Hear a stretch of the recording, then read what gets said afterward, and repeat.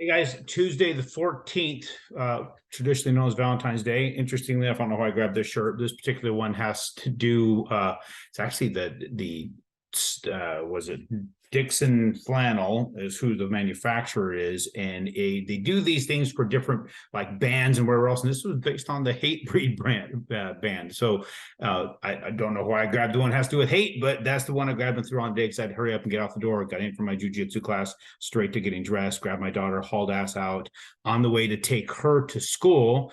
Some jackass coming the other directions throws one of those white frosted sprinkled damn donuts at my Jeep. So I got that shit on my windshield because I got this ridiculously badass, Jeep with a LS3 in it, all kinds of craziness for this thing. So it's an evil looking damn thing ripping down the road. Prick throws that at. If I had time, and if I was, a different individual like I used to be, I'd run that son bitch down. But not doing that today. Don't care. Don't matter. Just gonna wash the crap off and move on. It's just flying freaking sprinkled donut. What a crock of crap. So got the opportunity this last week to spend some time with some folks, a large group that gets together, mostly dentists and doctors, and they're working on their investments. We talked a lot about the turnkey stuff, which, kind of lost a little bit of favor for a while because the being sold that cash on cash return was the metric everybody should be looking towards. But now they're seeing where the real value in real estate is. It's not about the cash on cash return. We need to talk about that in greater detail. The one thing I did notice is how many people I talked to that feel like they kind of did something not so smart back when things were just hot and heavy. We had the 2% and 3% interest rates, people in the mid threes for investment properties.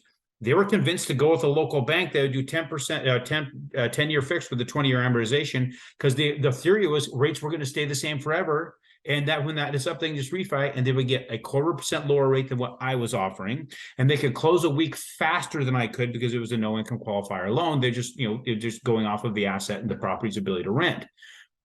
I asked those people how they feel about that 0.25% now, how they feel about that week that they saved in closing now. They're looking at, we don't know what's going to happen in the future. We've had interest rates decline for 40 years. We don't know if they're going to start going up for 40 years.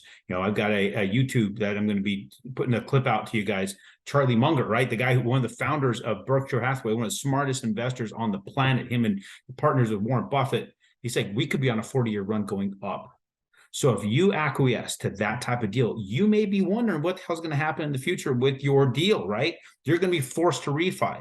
You're going to be forced to put more money into this deal, into it on a monthly basis because of the 20-year AM versus a 30-year AM. You're giving up that money while it's worth more, not stretching it out over time like a 30-year fix where you're paying it slowly while the dollar's devaluing with inflation. You always will win with the 30-year fixed over anything else. I will tell you that over and over and over again. I give a damn what anybody else is saying to you. If they're telling you something different, it's because they're trying to sell you on some crap. Don't pay attention to those some bitches. Walk away from people who says, maybe do the ARM. Maybe do a 10-year fix with 20-year AM. Don't. Let me just get that in your head. Don't. Call me and I'll explain to you why. If you still feel like you should, then it's on you. 100% on you, not on their sales pitch that I'll give you. So let's get into the charts real quick here. And if you want to understand these charts, you can scroll down into, in the main page here when you're clicking on to watch the video. There's a video there to understand the chart. So we're seeing, like I've been saying, that it's good. It was destined because it kept hitting this line of resistance, destined to come down. News had come out that was pushing it downward with the jobs report. Again, we know it's a fictitious bullshit jobs report, but it's doing it anyway, right? People are still using that as a basis to make decisions. But we did find some support here.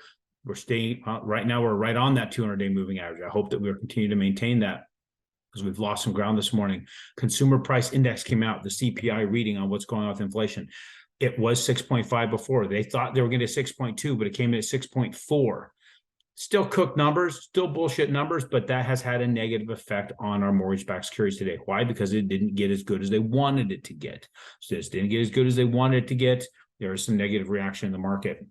I'm of the opinion, my philosophy, my thought process. You've got a deal in process right now. Lock that damn thing, move forward. Don't think about it. Don't shop. Shop around if you want. You do what you would do, right?